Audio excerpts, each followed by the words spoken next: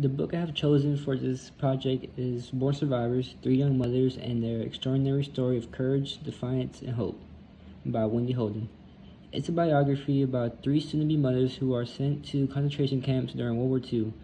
They are separated from their husbands and have to survive the harsh conditions so that their unborn children may have a chance at life. With starvation and forced labor being a major factor of life and death, they also live with the daily fear of being discovered by Nazi doctors, so they do what they can to hold on to what they assume is the only thing they have left in life. I like the conflict because I never heard the stories of pregnant mothers trying to survive, but also trying to help their newborns survive as well. This gives me a wide perspective of how many others who we consider having normal life events are challenged by the camps the Nazis put them in. The paragraph is pulled from the first chapter. Severed from friends and families, scores of young women from their teens to their 50s were funneled into a narrow corridor of electrified fencing like that which surrounded the vast camp.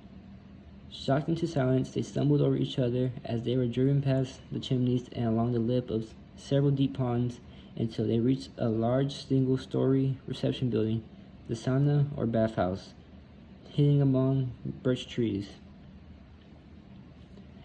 This explained the experience women went through when they first arrived at the concentration camps. By putting this in the first paragraph, it grabs the reader's attention and sends a message of how different and terrifying the moment had felt when you first arrived at the camp, and not knowing if you're going to come out alive. I recommend this book because it's a true story about the mothers and how challenging their life was in those few years. It gives a deeper look into what the lives were of pregnant women back in the camps.